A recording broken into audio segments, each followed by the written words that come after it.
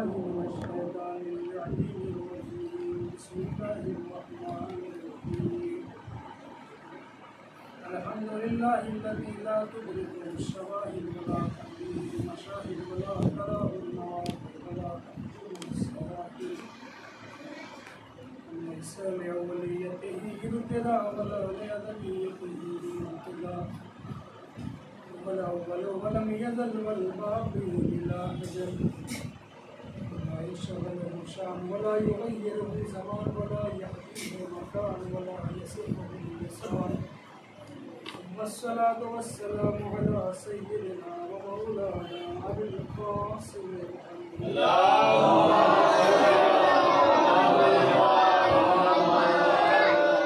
وعلى آله الطيبين الطاهرين المعصومين الذين أذهب الله عنهم الرجس وطهرهم تطهيرا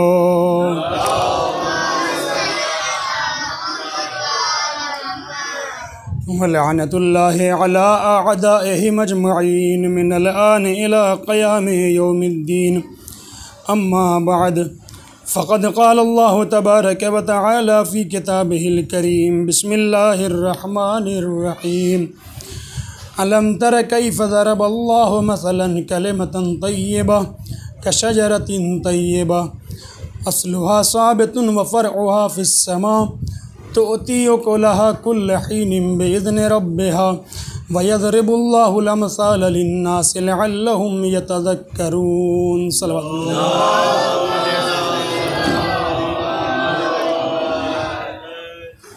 ऐज़ान मोहतरम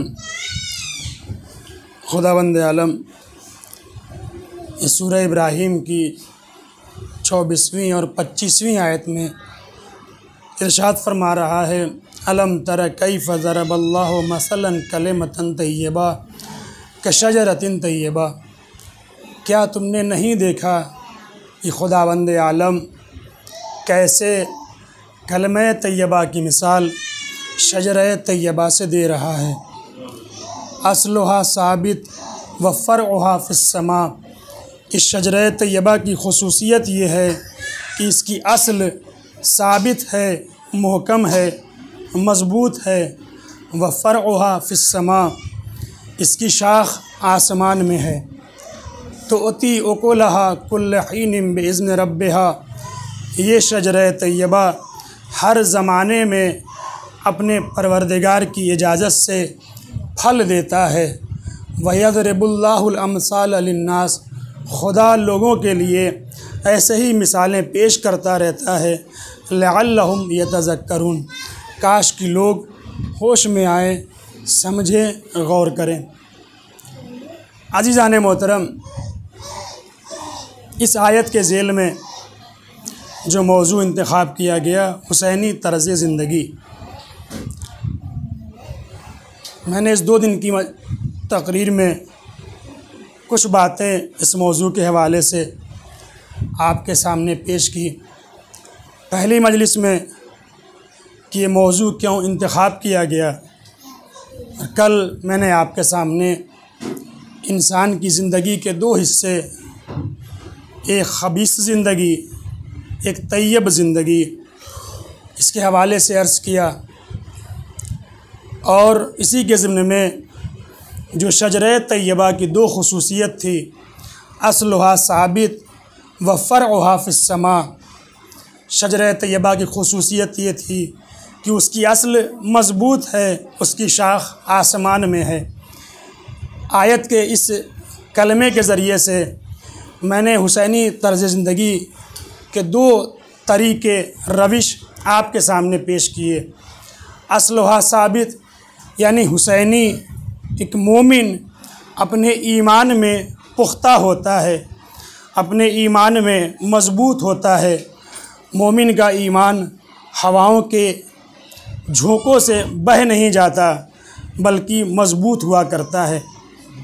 दूसरी खुसूसियत जो मैंने आपके सामने पेश की, व फ़रउहा फ़िस्समा। जिस तरीके से दरख्त आगे बढ़ता रहता है, उसकी शाखें आगे बढ़ती रहती हैं, वैसे ही एक मोमिन हुसैनी की ज़िंदगी ऐसी होती है जो इल्मी मैदान में या दुनियावी मैदान में और उखरवी मैदान में आगे की तरफ बढ़ती रहती है। ये दो बातें मैंने कल आपके सामने अर्ज़ की थी। आज जो तीसरी खुसूसियत, जो तीसरा तरीक़ा, तीसरी रविश है, आपके सामने पेश करने की कोशिश करूँगा। अगर आखिर तक पहुँच गया तो ठीक, वरना इंशाअल्लाह कल जो बाकी बातें बचेंगी पेश करूँगा।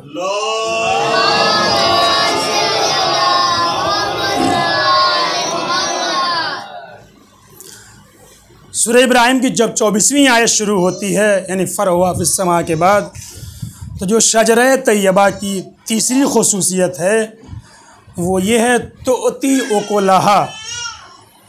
शजरे तैयबा फल देता है।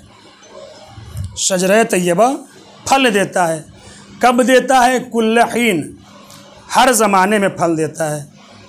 खुदावंद आलम ने यहाँ शजरे तैयबा की मिसाल दे के बड़ी अच्छी बात पेश की। दुनियावी दरख्त तो हो सकता है कि किसी एक ज़माने में सूख जाए, फल न दे, लेकिन शजरे तैयबा ऐसा है जो हर वक्त फल देता रहता है। जब भी इससे कोई फल चाहेगा वो फल उसे अता करेगा। इस कलमे से जो मैं असल बात पेश करना चाहता हूँ वो ये, दरख्त फल देता है, यानी क्या मतलब? यानी एक दरख्त लोगों को फ़ायदा पहुँचाता है। एक दरख्त लोगों को फ़ायदा पहुँचाता है। हुसैनी तर्ज़ ज़िंदगी में भी यही तरीक़ा होना चाहिए। एक मोमिन, एक हुसैनी लोगों को फ़ायदा पहुँचाए, ये असल है। असल बात सिर्फ करना चाहता हूँ, गौर कीजिएगा। एक मोमिन की खुसूसियत ये होनी चाहिए, एक हुसैनी की खुसूसियत ये होनी चाहिए कि वो लोगों को फ़ायदा पहुँचाए, और अल्फाज बदलूँ, वो लोगों के लिए बाइसे बरकत बने। हुसैनी लोगों के लिए बाइसे खैर बने, हुसैनी लोगों को फ़ायदा पहुँचाए। क्योंकि हम जिन इमामों से जुड़े हुए हैं वो असल खैर हैं, वो कुल्ले खैर हैं।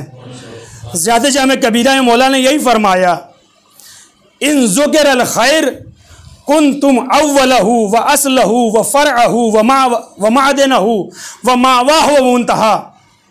अगर खैर की बात आती है तो आप अव्वले खैर हैं, आप असले खैर हैं, आप फ़रए खैर हैं, आप मादने खैर हैं, आप जायगाहे खैर हैं, व मुंतहा, आखिरे खैर आप हैं। जुमले फरमाते व फ़ेलुकुमुल खैर, आपका फ़ेल ही खैर है। व आदतुकुमुल एहसान, आपकी आदत ही एहसान है। यानी अइम्मा खुद ऐसे हैं जो हमेशा लोगों को फ़ायदा पहुँचाते चले आए हैं। ज़रा कल की बात से मिलाइए, फ़रउहा फ़िस्समा तुअती उकुलहा, यानी मोमिन खुद तरक्की करता रहता है, यानी खुद फ़ायदे में रहता है, तुअती उकुलहा, दूसरों को भी फ़ायदा पहुँचाता है। यानी हुसैनी ऐसा हो जो सिर्फ अपने फ़ायदे की बात ना सोचे, दूसरों के भी फ़ायदे की बात सोचे।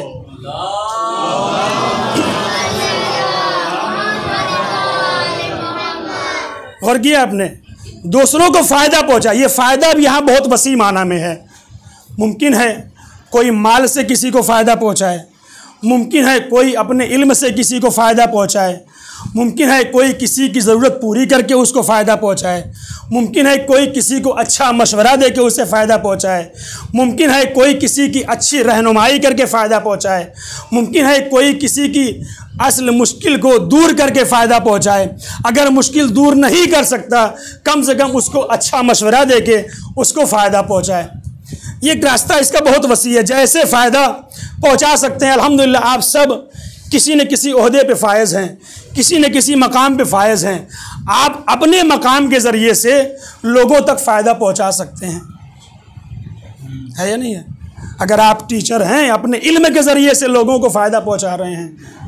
आप किसी ओहदे पे हैं, अपने ओहदे के ज़रिए से लोगों को फ़ायदा पहुँचा सकते हैं। जब पहुँचाएंगे तो यही वो ज़िंदगी बनेगी जो हुसैनी ज़िंदगी कहलाती है। गौर कीजिएगा, ख़ुद इस्लाम हमें फ़ख्र करना चाहिए, हम ऐसे दीन के मानने वाले हैं जो लोगों को फ़ायदा पहुंचाने की बात करता है। ये कितना वसी दीन है, गौर कीजिएगा। मौला फरमाते हैं अफ़ज़लुल ईमान अल एहसान, कि यहाँ से गौर कीजिएगा, अफ़ज़लुल ईमान अल एहसान, अफ़ज़ल ईमान ये है कि एहसान किया जाए, लोगों के साथ नेकी किया जाए, लोगों को फ़ायदा पहुँचाया जाए, लोगों को फ़ायदा पहुँचाया जाए। इसके बाद जो हदीस है, गौर कीजिएगा, मौलाए कायनात फरमाते हैं रअसुल ईमान अल एहसान इलन नास, रअसुल ईमान अल एहसान इलन नास, रास ईमान ये है कि लोगों के साथ एहसान करो, लोगों के साथ नेकी करो। ज़रा अपने इस्लाम की बुलंदी तो देखिए, अपने अइम्मा की बुलंदी तो देखिए, उनकी फ़िक्र की बुलंदी तो देखिए, उनके दिल में इंसानियत के लिए पाए जाने वाला दर्द तो महसूस कीजिए। क्या फरमाया? रअसुल ईमान अल एहसान इलन नास, असल ईमान ये है कि लोगों के साथ एहसान किया जाए।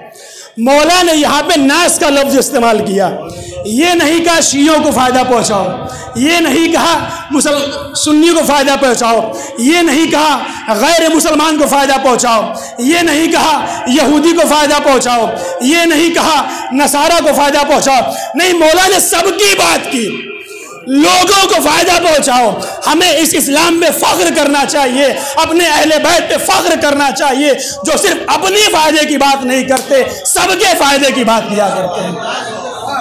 सल्लल्लाहु अलैहि मोहम्मद वाले मोहम्मद।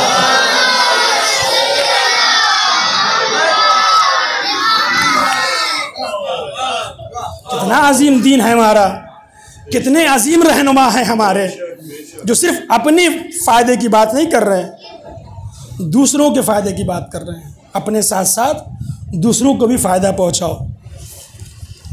गौर कीजिएगा, इसी पे, इसी एहसान पे, इसी खैर पे, इसी नेकी पहुँचाने पे ये मजलिस ख़त्म हो जाएगी। अगर बात रह गई तो कल पूरा कर दूंगा इंशाल्लाह। गौर कीजिएगा यहाँ से। इसके बाद मौला इस ज़माने में और जगहों पे हर तरह के लोग रहते हैं, कहीं अमीर भी हैं, गरीब भी हैं, कोई परेशान है, कोई खुशहाल है, हर तरह के लोग रहते हैं। लेकिन गौर कीजिए, इस्लाम ने कितना अच्छा निज़ाम बनाया है लोगों को फ़ायदा पहुंचाने का, लोगों को खैर पहुंचाने का, लोगों के साथ नेकी करने का। और ऐसा सिस्टम बनाया कि इंसान के दिमाग में ये ना आए तो मैंने इसके साथ अच्छाई किया है तो मुझे भी कुछ मिलेगा कि नहीं मिलेगा। कि इस्लाम ने ऐसा निज़ाम बनाया कि अगर तुम उसको एक फ़ायदा पहुंचाओगे तो इस्लाम तुम्हें 100 फ़ायदे अता करेगा। मौलाए कायनात फरमाते हैं,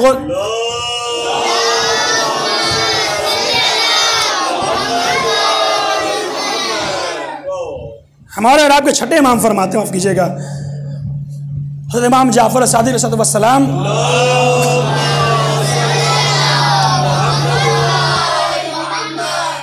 गौर कीजिएगा, फरमाते हैं मन क़ज़ा ले अख़ीहिल मुअमिन हाजतन, जो अपने किसी मोमिन भाई की हाजत को पूरा करे। यहाँ भी लफ्ज़ मुतलक हाजत है। हाजत कैसी है? हो सकता है इल्म के हवाले से हो सकता है मुश्किल के हवाले से हो सकता है मशवरे के हवाले से हो सकता है किसी रहनुमाई के हवाले से हो, जैसी भी हो।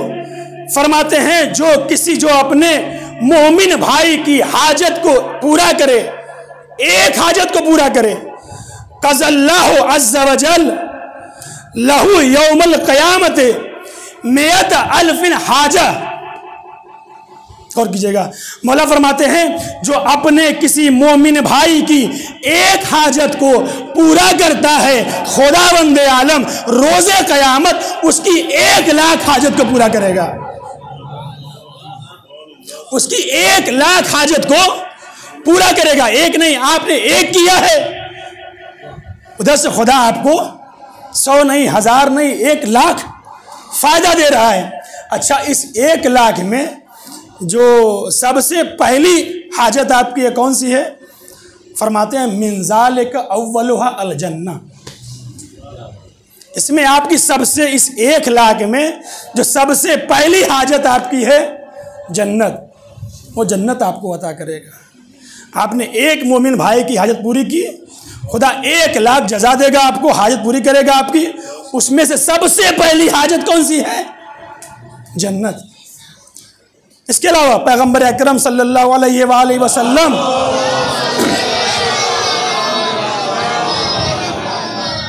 फरमाते हैं मन कज़ा ले मोमिन हाजतन, जो अपने किसी मोमिन भाई की एक हाजत को पूरी करे, कज़ल्लाहु लहू हवाइजन कसीरा, खुदावंद आलम उसकी बहुत सारी लातादाद हाजतों को पूरा करेगा। अदना हुन्न अल जन्ना, उसमें सबसे छोटी हाजत जन्नत की तलब है। तो कितना आसान है, हम कहाँ फिरते फिरते हैं, कहाँ जन्नत मिलेगी, कहाँ जन्नत मिलेगी, कहाँ जाएं कहाँ ना जाएं। कितना आसान तरीका इस्लाम ने बताया है। एक हाजत पूरी कर दो, जन्नत तुम्हें मिल जाएगी।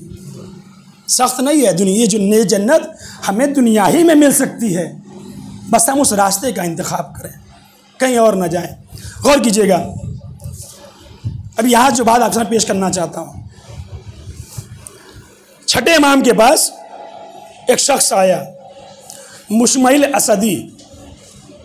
देखिए, एक मोमिन भाई हाजत पूरा करना कितना सवाब रखता है, इसकी कितनी मंजिलत है, कितनी अजमत है। गौर कीजिएगा, वो आता है इमाम के पास, कहता है कि मैं 1 साल हज करने के लिए गया। ये बहुत गौर सुनिएगा, ये लफ्ज़ मेरे नहीं हैं, हमारे और आपके छठे इमाम के अल्फाज हैं।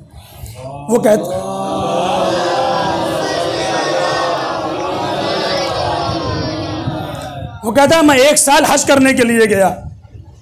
हज करने के बाद अपने छठे इमाम के पास मुलाकात के लिए गया। कहता जब उनके पास गया तो मौला ने पूछा, मुशमइल कहाँ से आ रहे हो? कहा मौला हज करके आ रहा हूँ। और कीजिएगा, मौला हज करके आ रहा हूँ। कहा अच्छा, क्या तुम्हें पता है हज करने वाले को खुदा कितना सवाब देता है?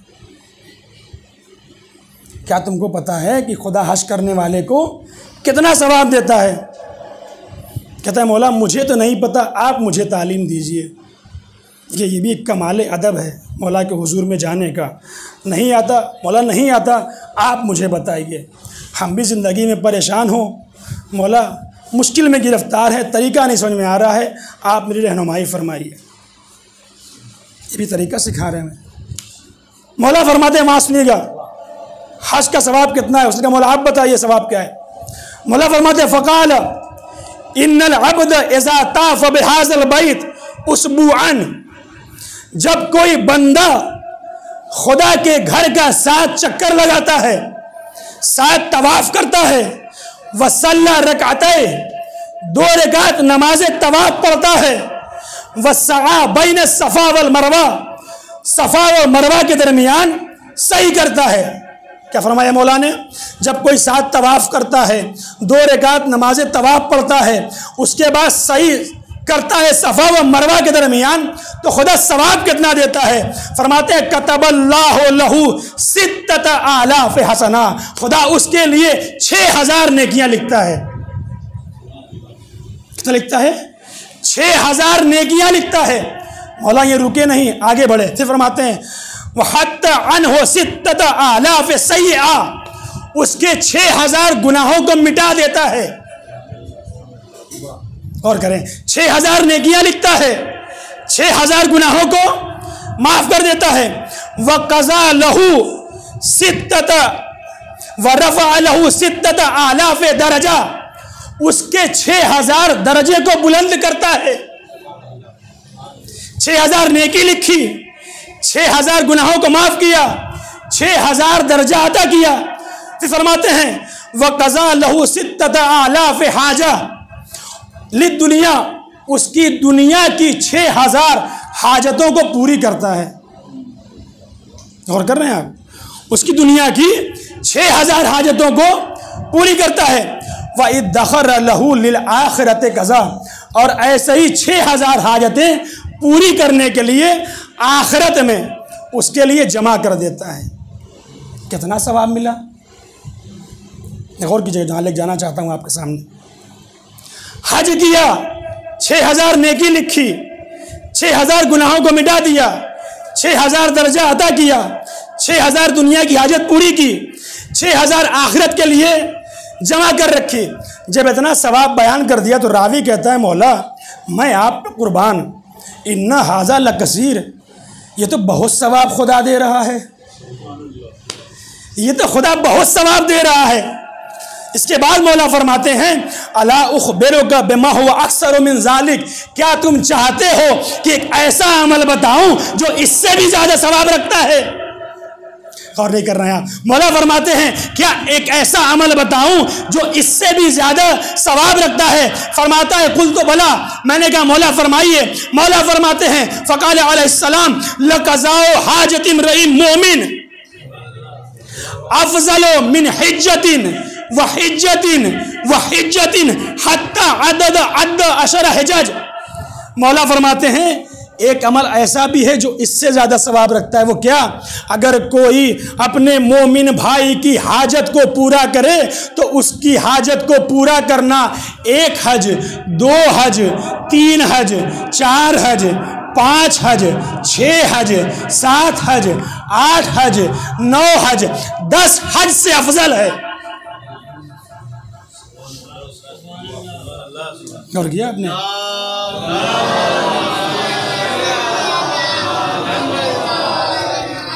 इधर 1 हज का इतना सवाब। मौलाना फरमाया, अगर कोई हाजत पूरी कर दे तो 10 हज से अफजल है। अब आप जोड़ते रहिए इसको, 10 हज से अफजल है। ये जो हम बराबर रवायतों में सुनते रहते हैं, यहाँ गौर कीजिएगा कि हमने ये अमल अंजाम दो इतना सवाब मिलेगा, ये अमल अंजाम दो इतना सवाब मिलेगा, यकीनन देता है। कभी ये ना सोचिएगा खुदा कैसे देता है, देता भी है कि नहीं देता, या ऐसे ही है। नहीं, ये ऐसे ही नहीं है, ये ऐसे ही नहीं है। खुदा देता है, बस हम महसूस नहीं कर पाते। जो रवायत मैंने पेश की अभी आपके सामने, जो एक मोमिन की हाजत पूरा करे वो 10 हज से अफजल है। कैसे? इससे पहले कि वाक़या बताऊं, मिलकर सलावत पढ़िए।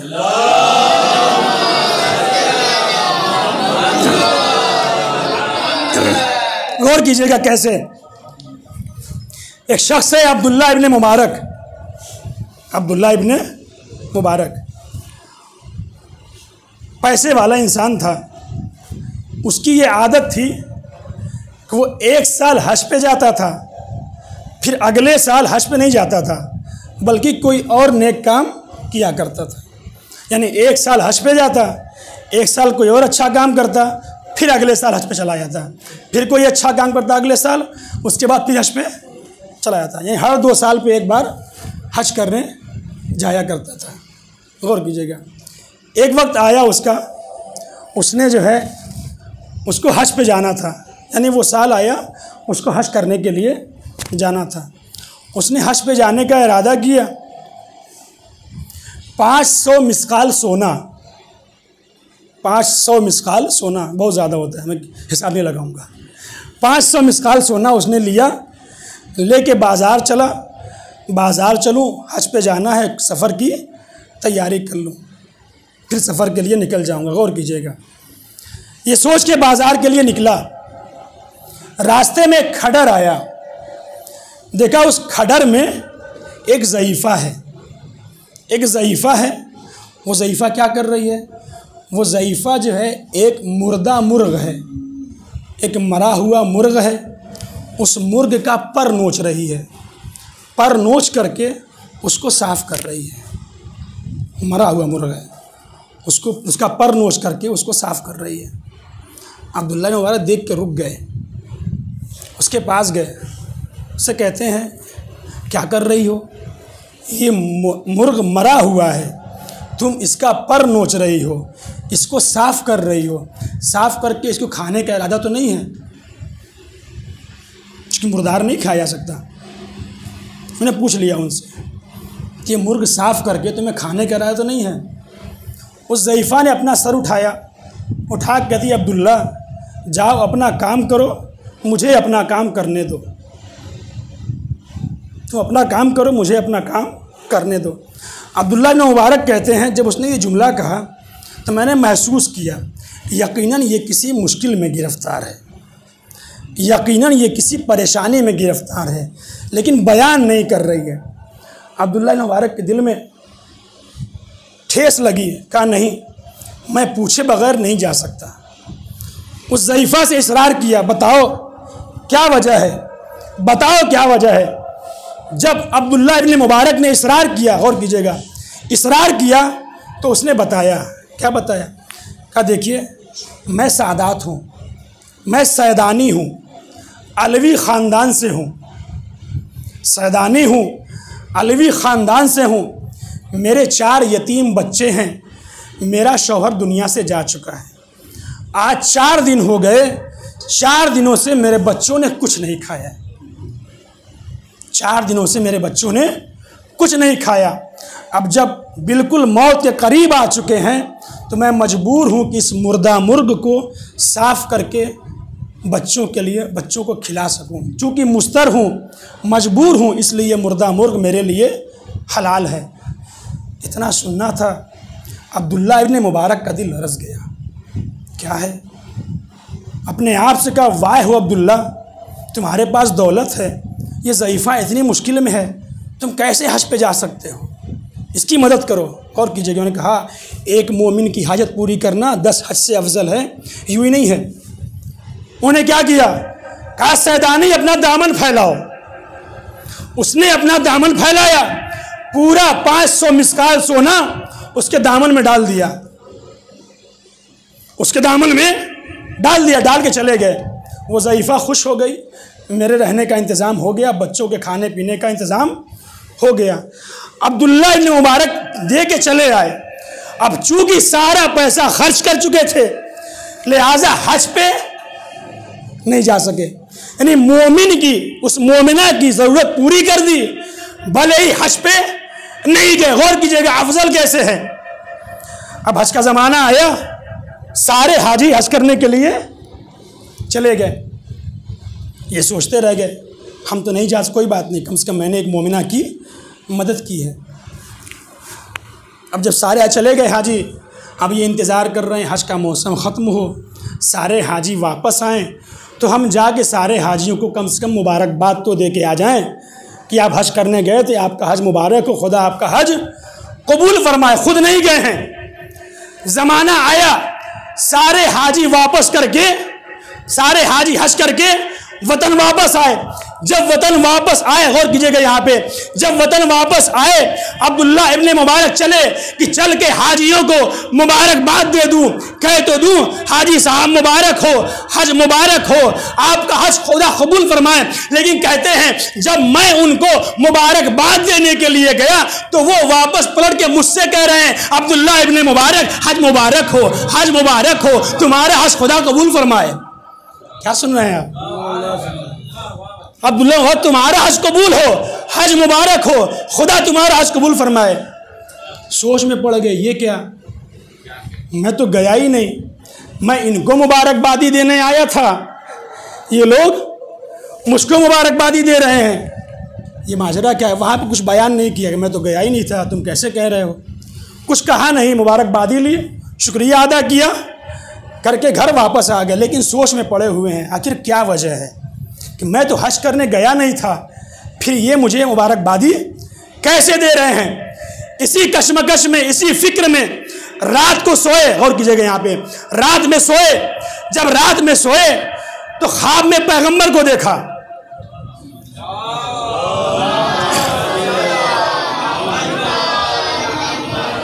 ख्वाब में पैगंबर को देखा, पैगंबर भी आए, पैगंबर ने भी आके मुबारकबादी दी, मुबारक हो, लेकिन ताज्जुब ना करो।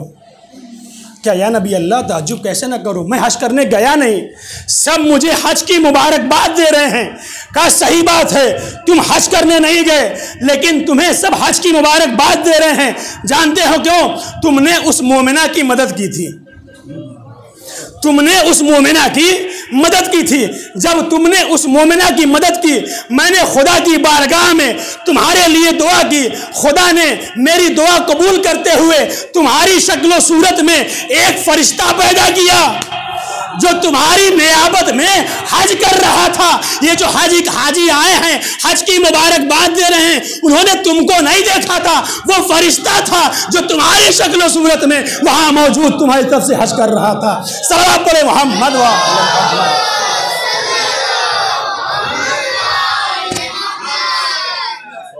इतना ही नहीं अब्दुल्लाह मुबारक, याद रखो ये जो फरिश्ता खल्क हुआ है ये सिर्फ इस साल हज करने नहीं आया है। अब जब तक तुम रहोगे तब तक ये तुम्हारी तरफ से हज करता रहेगा, तब तक ये तुम्हारी तरफ से हज करता। रावी कहता है, मुहद्दिसीन लिखते हैं कि जब भी कोई हज करने जाता था वहाँ अब्दुल्लाह इब्न मुबारक का दीदार करता था। गरचे वो अब्दुल्लाह मुबारक नहीं थे बल्कि वो उनकी शक्ल सूरत में पैदा किया हुआ फरिश्ता था।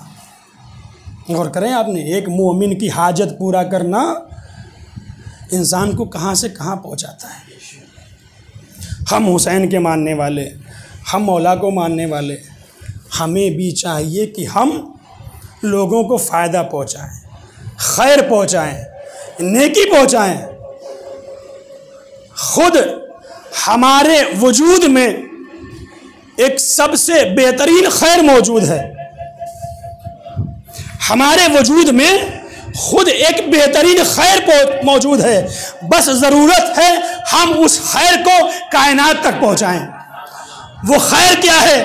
वो खैर क्या है? मन अरादल्लाहु बिल खैर क़ज़फ़ फ़ी क़ल्बिही हुब्बल हुसैन व हुब्ब ज़ियारते। खुदा जिसके लिए खैर का इरादा करता है उसके वजूद में मोहब्बत हुसैन, मोहब्बत ज़ियारत हुसैन डाल दिया करता है। हमारे वजूद में ये खैर पाया जाता है, बस हम इतनी कोशिश करें इस खैर को कायनात तक पहुँचाएँ, इस खैर को लोगों तक पहुँचाएँ। आप इस खैर को पहुँचाते रहिए, खुदा उससे ज़्यादा खैर आपकी ज़िंदगी में अता करता रहेगा। सल्लल्लाहु अलैहि मोहम्मद।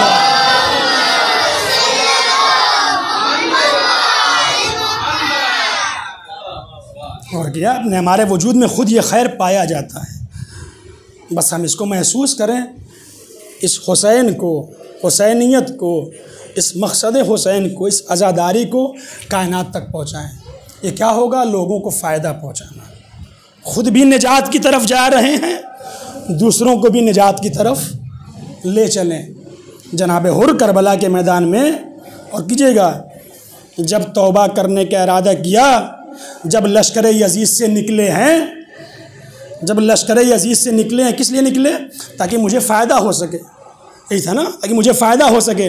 लेकिन गौर कीजिएगा, जब निकले हैं तो अकेले नहीं निकले। जब जनाब हुर निकले हैं अकेले नहीं निकले, अपने भाई को साथ लेके निकले हैं, अपने गुलाम को साथ लेके निकले हैं, अपने बेटे को साथ लेके निकले। क्या मतलब? यानी खुद भी फायदा हासिल कर रहे हैं, दूसरों को भी फायदा पहुंचा रहे हैं। जुमला बदल कहूं, खुद जन्नत की तरफ जा रहे हैं, दूसरों को भी जन्नत की तरफ ले जा रहे हैं। सल्लल्लाहु अलैहि मोहम्मद व आले मोहम्मद।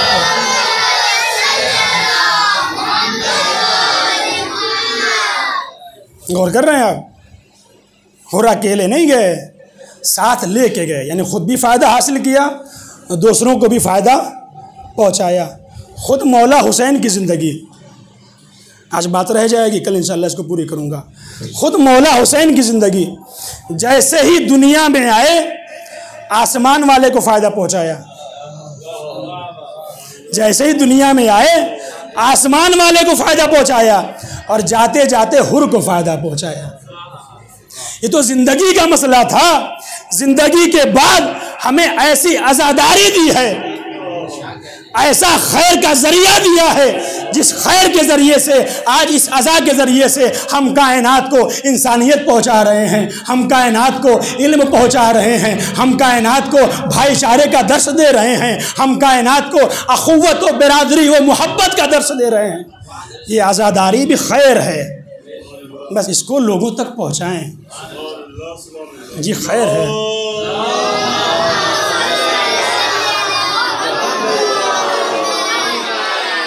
इसको दर्क करें, वहां तक पहुंचाएं। और किया आपने?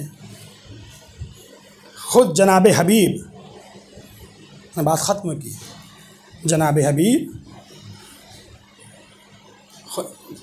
खुद दूसरे शहदा जो करबला में मौजूद थे, कभी ये ना सोचिएगा कि वो करबला में आए, मौला से इजाज़त ली, जंग की, शहीद हो गए। नहीं है, जो बात इससे आगे की है वो क्या है, जो मैंने कहा लोगों को फ़ायदा पहुँचाएँ।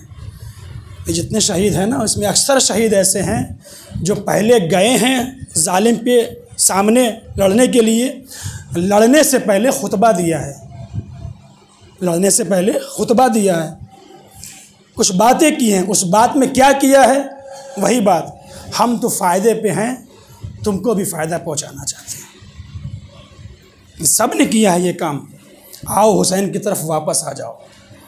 ये राह हिदायत यही हैं। ये क्या कर रहे थे, ये वही कर रहे थे। ख़ुद तो खैर पे थे, दूसरों को भी खैर पे लाने की कोशिश कर रहे थे। यही था। जनाब हबीब जब कूफा से करबला आए हैं, वो भी अकेले नहीं आए हैं, अकेले नहीं आए जनाब हबीब। मक्तल कहता है अपने ग़ुलाम को तो लेके आए ही लाए हैं, और को भी लेके आए हैं। जनाब मुस्लिम असजा उनको भी लेके आए हैं। उसके अलावा जब जनाब हबीब करबला में आ गए तो आने के बाद अपने कबीले वालों के पास गए, जाके खुतबा दिया और क्या काम किया, हम तो खैर पे हैं, हमको फ़ायदा मिल रहा है, तुम भी आ जाओ, हम तुम्हें भी फ़ायदा पहुंचाना चाहते हैं। हबीब ने ये काम किया है और ये काम करने के बाद बनी असद के कई सारे लोग मौला हुसैन की तरफ आए हैं। ये क्या था, वही खैर पहुंचा रहे हैं, तुमको ही पहुंचाना चाहते हैं। ये काम किया हबीब ने। मैंने ख़त्म किया ज़्यादा। हबीब का बड़ा मर्तबा है, जनाब हबीब का बड़ा मर्तबा है, इनकी बड़ी मंजिलत है, इनकी बड़ी मंजिलत है।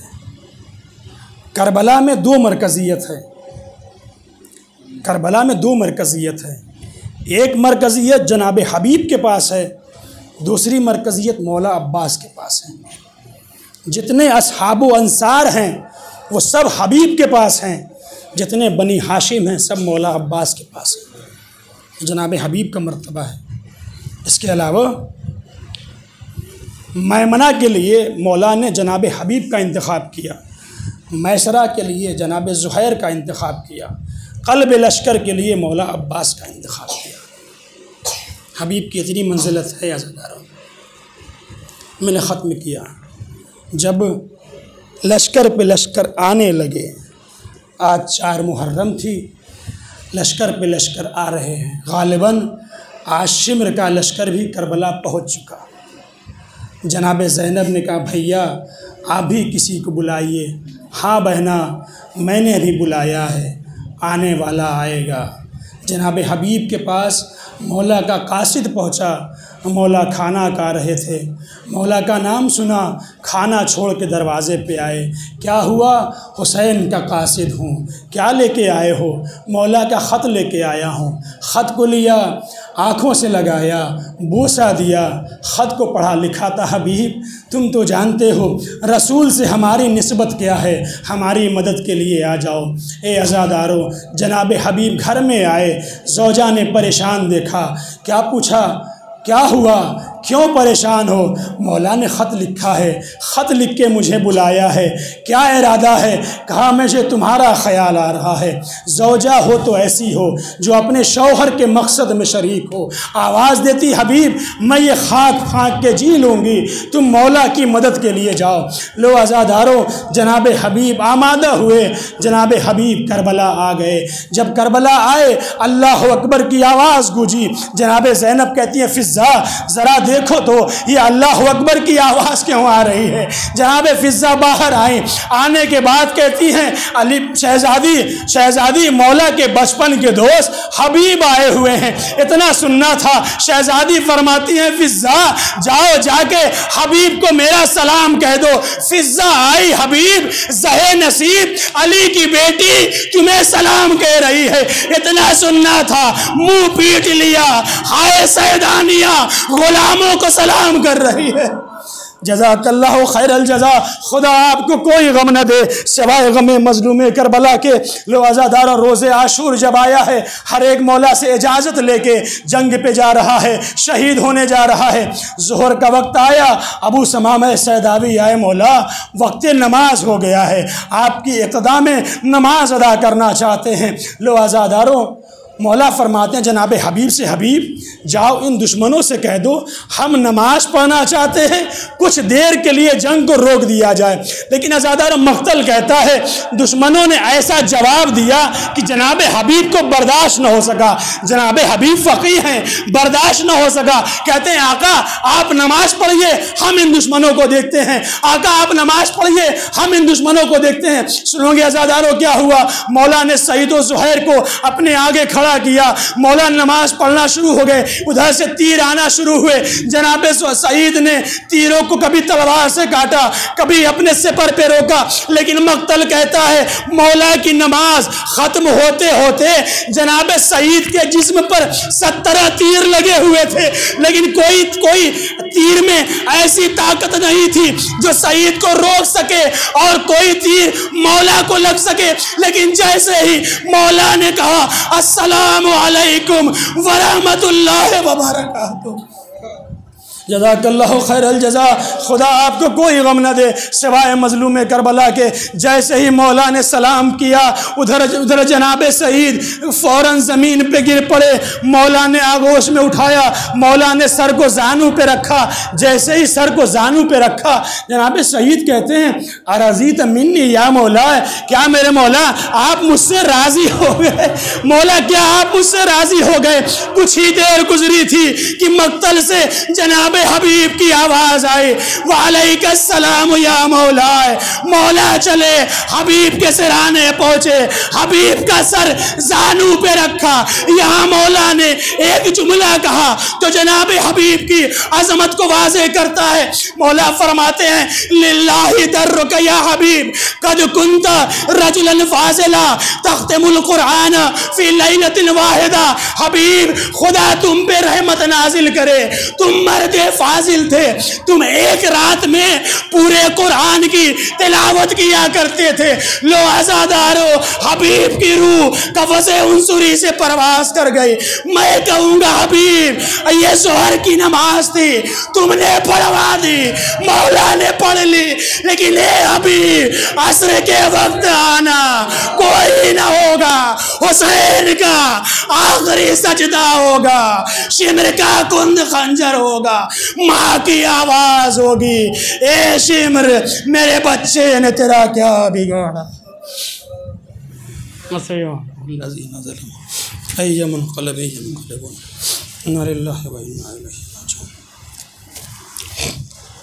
मातम हुसैन।